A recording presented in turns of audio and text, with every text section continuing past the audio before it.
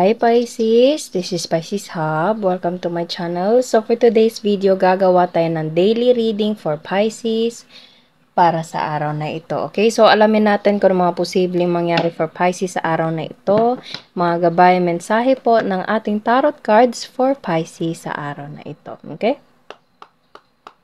Reminder lang po na ito ay general reading. So, pwede pong mag-resonate, pwede pong hindi, okay? And, ang ating daily reading ay always pong timeless. So, kahit anong araw, buwan o taon mo to napanood, basta tugma po sa sitwasyon, take lang, okay? And, ano pa ba?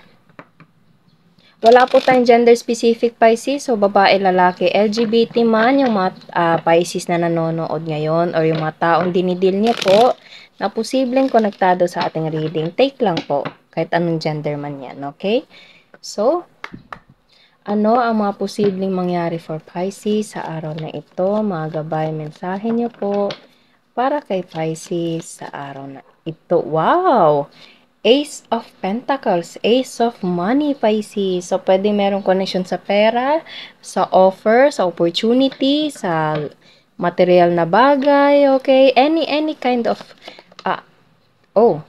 okay.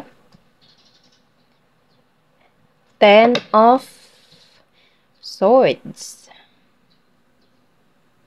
So, maybe this is a reward, Pisces, after this 10 of Swords, after this, suffering na nangyari, okay? Pwedeng mga, or pwede din siyang parang, peace offering, kumbaga merong taong manghihingi sa'yo ng pasensya, sorry na kung ano man yung ginawa niya sa'yo, or ikaw mismo, Pisces, meron kang bibigyan ng parang peace offering para magkabati na kayo. Pwedeng ilang taon na din kayong parang hindi nag-uusap ng taong to, merong rekindle, pwede pong ganun, okay? Kumbaga merong pagbabati sa taong dinidil mo, Pisces, and sa'yo, okay? Or pwedeng ikaw yung magiging bridge sa taong merong ganitong sitwasyon, okay? Kasi meron tayo ditong 10 of Swords, and kitang-kita nyo, meron taong nakadapa and maraming swords yung nakatusok sa likuran niya. So, it means na parang marami siyang pinagdaanan, okay? So, it's either this is something na parang, yun nga, parang away na, kumbaga, magbabati na, magkakaroon na ng kaayusan, okay, rekindling, or something na reunion, or kung hindi naman,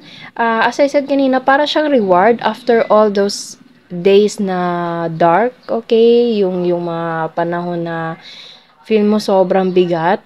After nun, merong parang rainbow na darating, or makikita mo, Pisces, which is Ace of Pentacles, okay? So, this is an opportunity, reward, material things, swerte, or pag-ibig, or career, okay?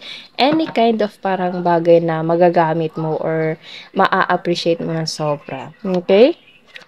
So, pasensya na, Pisces, kung meron kayo naririnig, pasensya na po. So, ano pa ang message to po for Pisces sa araw na ito? Okay, so meron na itong connection kay King of Sword. Or pwedeng itong taong to is medyo, yun nga, parang siya yung isa sa mga tumusok dito. Wag naman ganun, okay? Or, pwedeng, yun nga, parang, you're dealing with someone na medyo, alam mo yun, medyo matagal kayo hindi nagkabati ng taong to. Medyo matagal. Feel ko years or months na medyo merong, alam mo yun, yung parang umabot sa punto na parang sinusunog nyo na yung tulay, burn the bridges, kumbaga. Okay, so maganda to actually after those days na medyo dark, okay, may tao kang hindi kinausap, or meron kang taong matagal mo nang hindi nakakausap, medyo malalim yung sugat na iyon. Pwedeng itong taong to is magre-reach out sa'yo, makikipag-communicate sa'yo, makikipag-ayos, or pwedeng ikaw po, okay? Or again, this is maybe an opportunity for you after all those dark days na napagdaanan mo, Pisces, okay?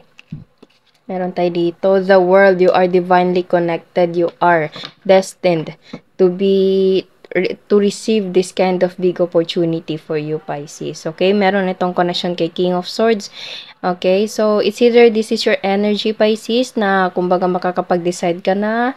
Okay? Or something na alam mo na kung ano yung gusto mo, alam mo na kung yung decision mo, alam mo na, kumbaga meron kang solid na decision na gagawin, Pisces, or you're dealing with someone na ganito. Okay?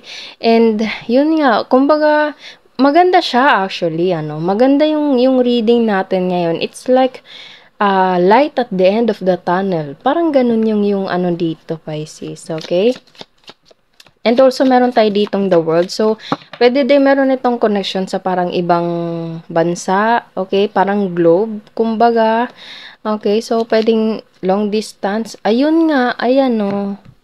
5 of Wands and 3 of Pentacles. Merong pagkakabati, merong pag-aayos, Pisces. Pwede maraming tao ang involved dito, okay? Kasi meron tayo ditong 5 of Wands and 3 of Pentacles. Merong pag-uusap-usap after this situation right here, okay? So, merong makikipag-usap, merong kailangang ayusin, okay? And pwedeng haharap kayo sa taong kumbaga siya yung magde-decide, siya yung kumbaga siya yung magiging rason kung bakit kayo magkakabati ng taong to, okay? Or pwede ikaw yung rason, Pisces, na kumbaga ikaw yung gagawa ng way para yung mga taong mahal mo sa buhay is magkakaayos-ayos na sila, okay? So, it's like parang peace offering, okay? Rekindling, reunion, kumbaga. So, actually, maganda siya, no? Kung iisipin mo, Pisces, maganda tong reading natin ngayon. It's like, kumbaga, look at the brighter side, okay?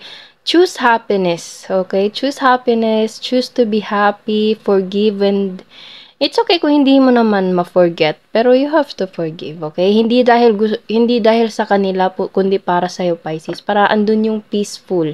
Okay? Andun yung kalinawan, masaya.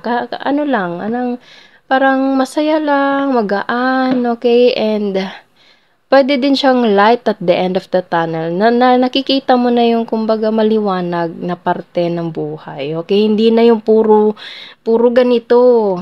Okay? So, kung merong chance na makipag-usap, as long as ready ka na, Pisces, ha? As long as you're ready, as long as magaan na sa puso mo, okay? Para, alam mo yun, matanggap mo. Pero kung feel mo medyo malalim pa talaga, medyo, alam mo yun, medyo hindi mo pa kayang makipag-usap sa taong to, it's okay lang po. Hindi po natin ipipilit. Kasi valid po yung nararamdaman mo. Depende po yan sa kung ano man yung napagdaanan mo regarding with the situation, Pisces. Okay? So, kung ano man yung decision mo, it's still up to you po. Okay? Bottom of the deck, yes, there's something na darating sa'yo or ikaw yung magbibigay. Okay?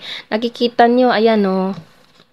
Almost the same sila, Pisces. Ito is coin, ito is parang cup, obviously. So, it's like a news message na darating for you and pwedeng ito ay nanggaling kay King of Swords or kung sino man ito na medyo matagal-tagal din na parang feel ko matagal kayong hindi nag-usap ng taong to, Pisces. Okay? Matagal, pwedeng years, pwedeng months, okay? Or weeks, kumbaga. Pero feel ko magiging maayos naman. Okay? Pipiliin nyo mag-usap, pipiliin nyo, kumbaga, yung peaceful situation. Okay? And again, Pisces, you have to forgive not because of them, but for yourself. Okay?